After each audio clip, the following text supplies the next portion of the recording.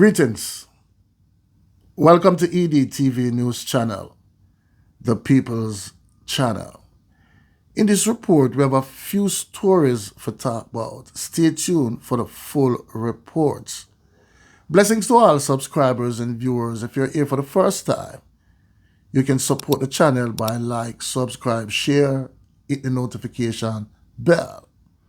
So we'll start off in the parish of St. Catherine.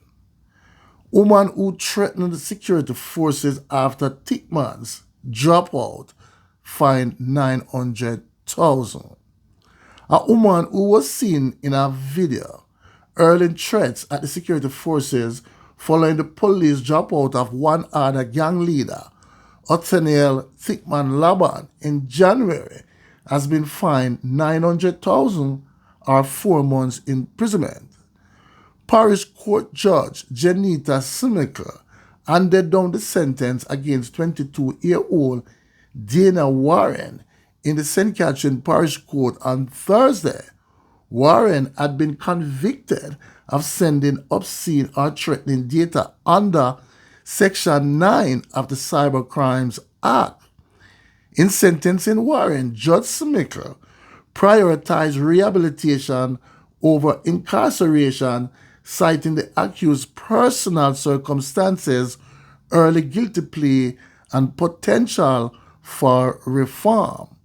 Warren, who was represented by attorney at law Rodin Richardson, pleaded guilty at first instance, allowing the court to consider a sentence discount under Section 42D of the Criminal Justice Administration Amendment Act, which provides for a reduction of up to 50% when pleas are entered at the earliest opportunity.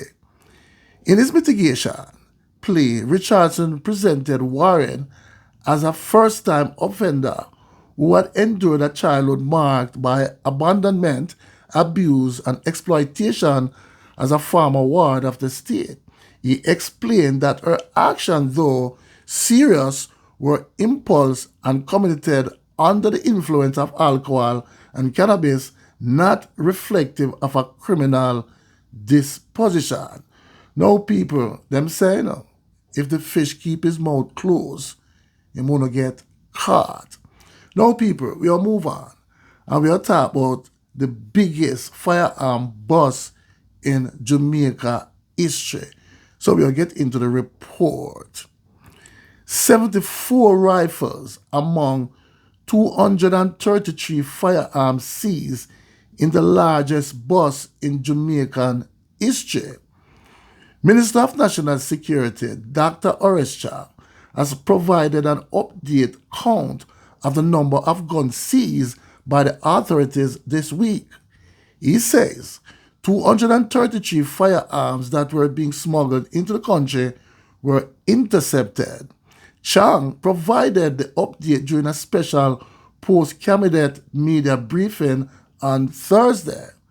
The Commissioner of Customs, Velma Ricketts, says among the weapons are 74 rifles and 159 handguns and over 40,000 rounds of ammunition. People want to hear that? To put the seizure into context, Chang says the attempted smuggling operation could equip a company of soldiers. Chang hailed Jamaica Customs for their contribution to the seizure. Meanwhile, he condemned the perpetrators for the smuggling scheme while pledging to bring them to justice. That level of ammunition on the street with these weapons is designed to create mayhem by a distorted and cruel mind, and that must be stopped, said Chang. Chang says so far this year, 695 firearms have been seized. That's up 80% over the corresponding period of 2024. Now people, we'll move on, this time to the parish of St. Mary. Wanted man from St. Mary taken out in police confrontation in St. Andrew. An escapee has been fatally shot in an alleged confrontation with the police. The deceased is 33-year-old Gavin of Forest Stewart, Enfield in St. Mary.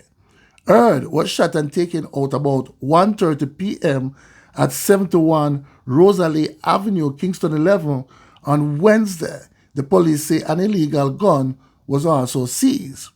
Reports are that a police team acting on information that men suspected to be wanted and armed with firearms were at Rosalie Avenue address went to the location.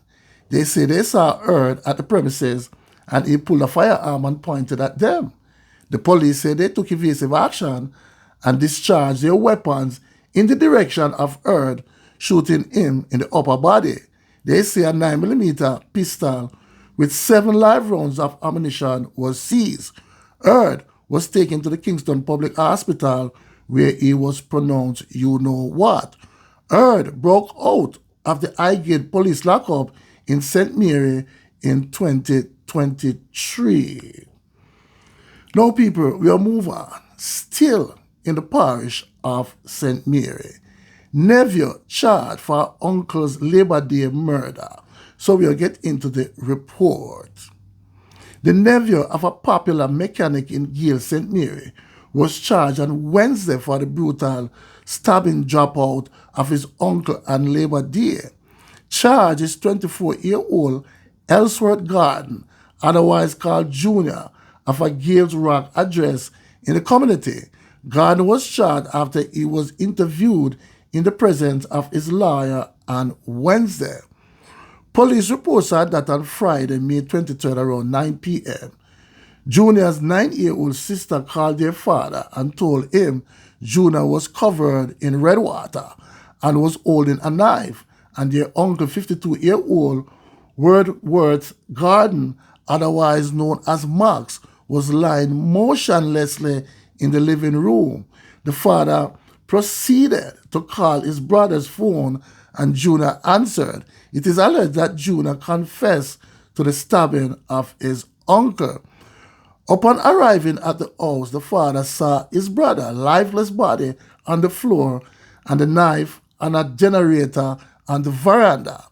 They then called the police while he and other residents restrained his son. Now, people, we'll move on. This time to the parish of Manchester. Man wanted for murder in St. Catherine surrendered at Mandeville Police Station.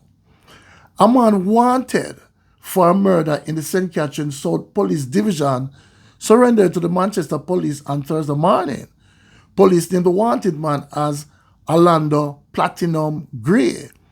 Acting commanding officer for Manchester Deputy Superintendent Lois Daniel said Gray was on the police wanted list. Gray was also featured on the Jamaica Constabulary Force wanted Wednesday social media post. Now, people, last but not least, detectives in Sentence have intensified their search for a British national who was reported missing in Otorius last week. Michaela Fremantle, 39, was last seen at 8:42 a.m. on Saturday, May 24th, leaving a hotel property wearing a black hat, green and yellow blouse, red dotted shorts, and a pair of black shoes, and carrying a shopping bag. She's of dark complexion, slim built, about 5 feet 8 inches tall. The news media was informed that Miss Fremantle arrived in Jamaica on May 12 via a British Airways flight in Montego Bay and checked into a resort in Otorius. She was scheduled to depart the island on Monday. After she missed her checkout time, hotel staff made the checks and found the visitor's suitcase with personal belongings inside the room, along with a note and a piece of paper. The Otorius police were subsequently contacted. CCTV footage shows Miss Fremantle leaving the property but did not re-entering. Several called to her phone when unanswered. The Otorius police, assisted by the Marine Division, have conducted search at several beaches and other properties along North Coast, but no avail. So there you have it, people. Please leave your comments in the comment section and tell me what you think. One aim, one God, one destiny. Walk good, talk good, live good. Blessings.